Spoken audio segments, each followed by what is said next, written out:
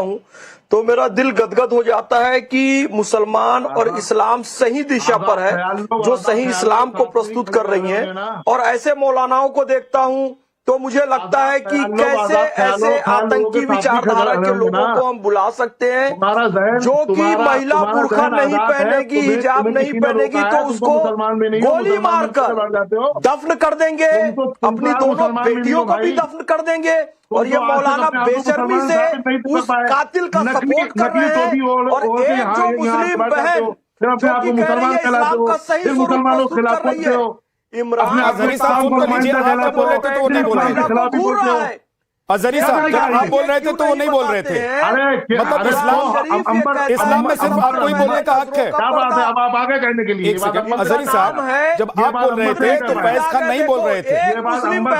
अंबर जैदी आपको जवाब दे रही थी, आप लोग एक दूसरे को जवाब तलब कर रहे थे, इसलिए मैं नहीं बोल रहा था। लेकिन इस वक्त अगर फैज खान को पहली बार मैंने बोला है, उनको मौका दिया बोलने का इस डिबेट में, तो उनको एक बार सुन लीजिए फिर बोलिएगा। ये आपका काम है इस्लाम मुखालिफ ताकतों अगर अंबर जैदी इस्लाम की बागी है तो ये वतन के बागी हैं, वतन के गद्दार हैं, वतन के आतंकवादी हैं। और शामली में जिसने अपनी पत्नी और दोनों बच्चियों को कत्ल करके दफनाया है, उसके सपोर्टर हैं। अंबर जैदी के खिलाफ बोल रहे हैं, इस कातिल के खिलाफ एक लफ्ज इन लोगों ने नहीं बोला। आइए कुरान शरीफ के हिसाब से बात करें। ये हाफिज सईद का सुअर है, ये आदमी जो है हाफिज सईद का सुअर है। ये इस आदमी को बताइए कौन है ले लिया, ये जासूस है, जासूस करवा रहे हो तुम लोग। पाकिस्तान का जासूस है। तुम कट्टरपंथियों ने वंदे मातरम नहीं गाओगे, भारत माता की जय नहीं कहोगे, एक सेकंड नहीं बोलोगे। अबे रहे क्यों रहे एक सेकंड सर प्लीज मैं दोनों लोगों से बोल रहा हूँ, मैं दोनों लोगों से बोल रहा हूँ। अरे भागो, एक मिनट भैया, विद्या भैया बोलने दो। इन कट्टरपंथियों के चक्कर में इस्लामिक रिपब्लिक ऑफ पाकिस्तान बन गया। पहलगाम में घुसकर हमारे लोगों को मार रहे हैं, कलमा पूछकर। वो ऑस्ट्रेलिया में जाकर अब इनको एंटरटेन नहीं करो, अब इनको शो से भी भगाओ और देश से भी भगाओ। जब एक कंट्री इन्होंने ले ली, इस्लामिक रिपब्लिक ऑफ पाकिस्तान बनवा लिया, इस्लामिक रिपब्लिक ऑफ बांग्लादेश बना लिया, हमारी बहन बेटियों को ये बागी बोल रहा है यहाँ पर बैठकर। खबरदार जो दोबारा अंबर जैदी जी के खिलाफ कुछ भी बोला, एक शब्द भी, वतन का गद्दार है ये, वतन का बागी है। कुरान शरीफ सूरह नूर में आयत 30 में बिल्कुल क्लियर लिखा हुआ है कि नजरों का पर्दा करें। ये टेलीविजन में बैठकर एक औरत को, एक लड़की को घूर रहा है अंबर जैदी को, ये कुरान शरीफ के खिलाफ है। सूरह नूर आयत 30 के खिलाफ है। ये नजरों का पर्दा नहीं करते हैं, ये हदीस को गलत तरीके से पेश करता है। वतन के गद्दार है। अरे ये अज्जाली दज्जाली 72 उर पाकिस्तान में जाके करो। जब तुम लोगों के लिए, तुम कट्टरपंथियों के लिए पाकिस्तान दे दिया गया, ये मदनी गैंग यहाँ क्यों रह रहा है? ये कहते हैं मेरे बाप दादा स्वतंत्रता संग्राम सेनानी है, वंदे मातरम को गाली देते हैं, भारत को गाली देते हैं, हिंदुस्तान से गद्दारी करते हैं। एक सेकंड, और यहाँ पर आकर पहनूंगा तुम्हारे, विषयांतर मत होइए। एक सेकंड, आज मुस्लिम महिलाओं बुर्का पर्दे पर हम बात कर रहे हैं, विषयांतर मत होइए। फैज खान साहब एक सेकंड, हिजाब नहीं पहनेगी तो भी उसको गाली देंगे। हमने टोपी पहन ली, गमछा पहन ली। फैज खान साहब एक मिनट रुक जाइए, दोनों लोगों का ऑडियो थोड़ा कम कर दीजिए। फराह फैज, आपने तो कई केसेस लड़े हैं, कई कानूनी लड़ाई लड़ी है फराह फैज आपने तो आपको लग रहा है जो बुरखे में महिलाएं हैं सिर्फ वो इस्लाम को फॉलो कर रही हैं और वही सही मुस्लिम महिलाएं हैं, या अंबर जैदी जैसी जो खुले विचार मॉडर्न महिलाएं हैं जो इस्लाम को फॉलो भी करती हैं और स्वच्छंद तरीके से जीती भी हैं, वो ज्यादा आज की डेट में इस्लाम फॉलो कर रही हैं? ये जो मौलाना लोग हैं जी, ये जो मौलाना लोग हैं, इन लोगों ने इस कदर फिरका परस्ती फैला दी। आज जो डिस्क्रिमिनेशन है वो हिंदू वर्सेस मुस्लिम का नहीं रह गया है। आज जो डिस्क्रिमिनेशन हो रहा है वो इंटर कम्युनिटी हो रहा है।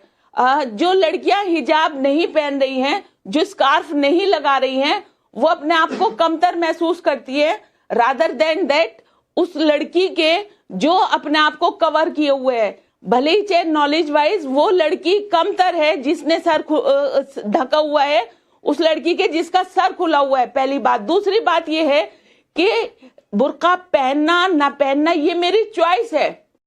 हाँ, ये बात जरूर है कि अगर इंस्टीट्यूशन में जा रहे हैं दो चीजें अलग अलग है।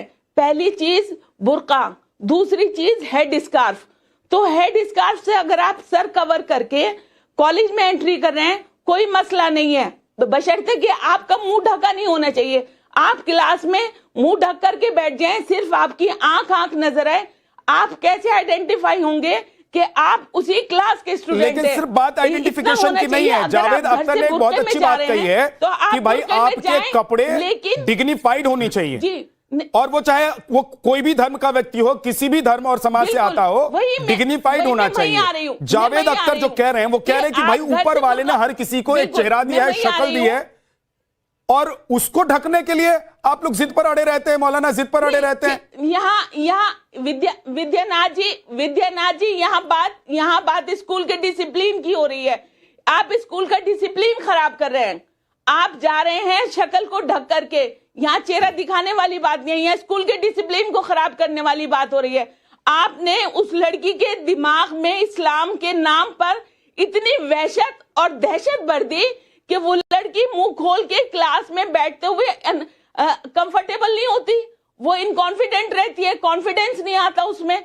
अगर वो चेहरा ढक के बैठ रही है तो वो क्या समझ पाएगी? उसका तो उसका दिमाग बंद हो गया, ठीक है, उसकी सोच। तलहा रशीदी जी, तो आप सहमत हैं वहां से लेंगे फरहा जी की बातों से? आप सहमत हैं तलहा रशीदी जी? वो बुर्का जो है वो सिर्फ दरवाजे तक है, दरवाजे के अंदर नहीं है। इंस्टीट्यूशंस में बिल्कुल बुर्का अलाउ नहीं होना चाहिए, फेस कवर। अगर मोहतरमा बोल चुकी हो तो मैं बोलूं? जी प्लीज, होना चाहिए। एक मिनट रुक जाइए, अब रुक जाइए थोड़ा सा, कर रहे हैं लोग, थोड़ा सा रुक जाइए फरहा जी, थोड़ा सा रुकिए। देखिए विद्या भाई बहुत ये सेंसिटिव टॉपिक है। इस पे हिजाब पर रोक असल में ये किसी कपड़े पर रोक नहीं है, ये महिलाओं की आजादी पर रोक है। हमें इस बात को समझना पड़ेगा कि संविधान का आर्टिकल 14, आर्टिकल 15 और आर्टिकल 19 इस बात की इजाजत देता है कि हर महिला इस बात का फैसला खुद कर सके कि वो हिजाब पहनना चाहती कि नहीं पहनना चाहती। यहाँ पे अंबर जैदी मोहतरमा बैठी हैं, मोहतरमा फरहा साहिबा बैठी हैं, इन लोगों ने अपनी पसंद से नकाब नहीं पहना, कोई इनको जबरदस्ती इस बात पे जिद कर रहा है कि नहीं आप नकाब पहनिए, कोई जोर आजमाइश कर रहा है तो वो गलत है। आज के दौर में आप देखिए, जब से ये एआई का दौर आ गया, आप यहाँ पे बहस कर रहे हैं। आज हमारी बहुत सी गैर मुस्लिम बहनें, आज हमारी हिंदू बहनें मास्क लगाकर लगातार क्लासों में, स्कूल में, पब्लिक प्लेस पे घूमते हैं। क्यों? क्योंकि ऐसा दौर आ गया है कि लोग वीडियो बनाकर गलत इस्तेमाल करते हैं। वो भी एक तरह का हिजाब है, पर आप उसको नहीं करेंगे। आज उत्तर प्रदेश में, राजस्थान में, बिहार में, मध्य प्रदेश में तमाम ऐसे जगहों पे बात पूरी होने दीजिए। आप मजाक उड़ा सकते हैं। एक सेकंड तलहा रशीदी जी, एक सेकंड। लड़की को इस लाइफ छोड़ा कहा है कि वो अपनी चॉइस को बता सके। मतलब लड़कियों का एआई वीडियो बनाकर लोग सोशल मीडिया पर डाल देंगे, इसलिए वो मास्क पहन कर जाएं, या वो मास्क पहन रही हैं इसलिए वो नकाब और बुर्का पहनकर घर से निकले। मतलब आज उस दौर में, जिस दौर में लड़कियां फाइटर जेट उड़ा रही हैं, समझ सकता हूँ। सोचिए रशीदी जी, आप सोचिए कि जिस दौर में लड़कियां फाइटर जेट उड़ा रही हैं, उस दौर में आप कह रहे हैं कि मास्क और बुर्का को आप ऐसे जस्टिफाई कर रहे हैं कि एआई से कोई वीडियो बनाकर डाल देगा, इसलिए वो मास्क और बुर्का लगाकर चले। जी आप कान खोलिए, आप कान खोलिए, बाहर निकलिए। कश्मीर की बच्ची जो जहाज उड़ा रही थी, हिजाब पहनकर उड़ा रही थी। आज कश्मीर की बच्ची, बहुत सी बच्ची, तो जावेद अख्तर कह रहे हैं, जावेद अख्तर कह रहे हैं उनका ब्रेन वॉश किया गया है। धर्म के नाम पर आप लोग आपके लिए रहनुमा होंगे। अरे फरहा कह रही हैं कि धर्म के नाम पर आप लोग जिस तरीके से चीजें महिलाओं पर थोपते हैं। जावेद अख्तर आइडियल नहीं है, जावेद अख्तर आपके आइडियल होंगे। जावेद अख्तर नास्तिक है, जावेद अख्तर को इजाजत है, वो चाहे जो ये सऊदी जाओ, माँ हिजाब पहन के कुछ भी करो, यहाँ क्या कर रहे हो? जावेद अख्तर अंबर जैदी खड़ा नाम को इजाजत देता है। सऊदी में जाओ, आप बैठकर अनाप शराब बोले, वही बच्ची को इजाजत देता है कि वो हिजाब पहनकर फाइटर जेट भी उड़ाए, पढ़ाई भी करे, स्कूल में जाए और घर में भी बैठे। अपना चेहरा छुपा कर रखे और आप लोग अपना चेहरा टीवी पर चमकाएं। कोई फोर्स नहीं कर रहा। नहीं सर, मैं ये कह रहा हूं तलहा रशीदी जी, मैं ये कह रहा हूं कि इस्लाम इस बात की इजाजत दे ना दे कि टीवी पर आप बैठे या ना बैठे, आप टीवी पर बैठकर चेहरा चमकाएंगे, लेकिन मुस्लिम महिलाओं को आप कहेंगे कि बुर्के में, पर्दे में, मास्क में रहो, नहीं तो कोई एआई वीडियो बनाकर सोशल मीडिया पर कोई गलत इस्तेमाल कर लेगा। सोचिए आप लोगों की सोच कितनी दकियानुसी है, और आज के दौर में आप लोग इस सोच के साथ जी रहे हैं। अंबर जैदी को जवाब देना चाहती हैं। अंबर बोलिए। यहाँ पर ये कहना चाहती हूँ कि देखिए यहाँ पर ये दिखाता है कि ये पुरुषवादी मानसिकता और किस तरह से इन्होंने इस्लाम के नाम पर महिलाओं को कंट्रोल करने का जो मैकेनिज्म बनाया हुआ है इतने बरसों से, और ये सिर्फ भारतीय सब कॉन्टिनेंट में नजर आता है। क्योंकि आप अगर भारतीय जो इस कॉन्टिनेंट के मुसलमान हैं, आप उसको देखिए, जिस कट्टरवाद और जितना नुकसान इस कॉन्टिनेंट के मुसलमानों ने इस्लाम का किया है ना, दुनिया में आप जाके अरब वर्ल्ड में कहीं पे भी देख लीजिए, कोई मुसलमान आपको, कोई महिला आपको, कोई रेडिकल नजर नहीं आएगा। लेकिन आप आज भी ऑस्ट्रेलिया में बॉन्डी बीच वाला मामला है, एक सीरियन ने तो बचाया और एक भारतीय मूल के मुसलमान ने किस तरह का आतंकवाद फैलाया। ये दिखाता है कि भारतीय मूल, जो मैं पूरे कॉन्टिनेंट की बात करें, चाहे वो बांग्लादेश के हो या पाकिस्तान के हो या भारत के हो, इन्होंने इस्लाम का सबसे बड़ा नुकसान किया है। इस्लाम के गुनाहगार है। आप अपनी पुरुषवादी मानसिकता इस्लाम के नाम पर महिलाओं के ऊपर ठोकते। सबसे पहले इस्लाम ने हुक्म दिया निगाहें नीचे रखो, उसके बाद जिस्मों को ढकने का हुक्म आया मर्दों और औरतों को बराबर। तो भाई आप महिलाओं के ऊपर पाबंदी आयद करने वाले कौन होते? मैं भारत की मुसलमान हूँ, मैं इस्लाम को फॉलो करती हूँ, मुझे तमीज, तहजीब और अक्ल अल्लाह ने दी है। आप कौन होते हैं मुझे डराने धमकाने वाले? और मेरे जैसे करोड़ों मुसलमान महिलाओं को, आप अपनी औकात और अपने दायरे में रहिए। आप जैसे लोगों का इस्लाम में कोई कॉन्सेप्ट नहीं, इस्लाम में कोई बिचौलियावाद नहीं है। तो आप जैसे लोगों ने अपनी राजनीति और अपनी जो दुकान, ठीक है, एक सेकंड रुक जाइए, एक सेकंड। अंबर जैदी, हाफिज नूर अहमद, सॉरी, हाजी नाजिम खान, आप सुन रहे हैं इतनी देर जी? मतलब आप सोचिए कि कुछ सोच ऐसी भी है दकियानूसी की मास्क और नकाब पहनकर महिलाएं या लड़कियों को इसलिए भी निकलनी चाहिए क्योंकि एआई से कोई वीडियो बनाकर सोशल मीडिया पर डाल देगा। अंबर जैदी या फरहा फैज कह रही हैं कि भाई आप लोग ऐसे कोई चीज थोप देती है धर्म के नाम पर महिलाओं पर कि कई बार तो वो प्रेशर में वैसा करने के लिए मजबूर हो जाती हैं कि जिस इलाके, जिस मोहल्ले में वो रहती हैं, वहां पर अगर वो पर्दा लगाकर नहीं निकलेंगी, नकाब लगाकर नहीं निकलेंगी, तो आप लोग जीना मुश्किल कर देंगे। हाँ जहां साहब, मेरी आवाज आप तक आ रही है? हाँ जहां साहब, देखिए सबसे पहले तो देखिए आपकी मेहनत का आपको फल मिला, मीडिया जगत में आपको नवाजा गया, आपको अवार्ड मिला पीस पार्टी की जानिब से। मैं आपको तहे दिल से उसके लिए मुबारकबाद पेश करता हूं, जो आपको आपकी मेहनत से वो अवार्ड मिला, आपकी मेहनत से।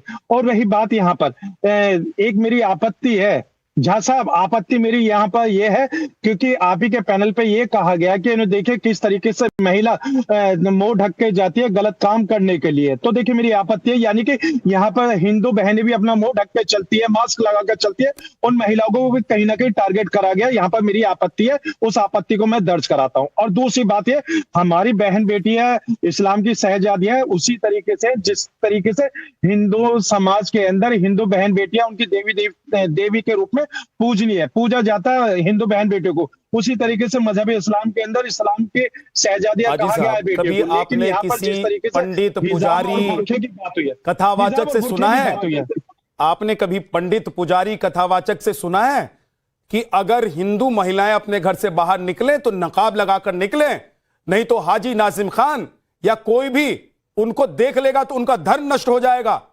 उनके धर्म की हानि हो जाएगी, वो इस्लाम फॉलो करने के लायक ही नहीं बचेंगे।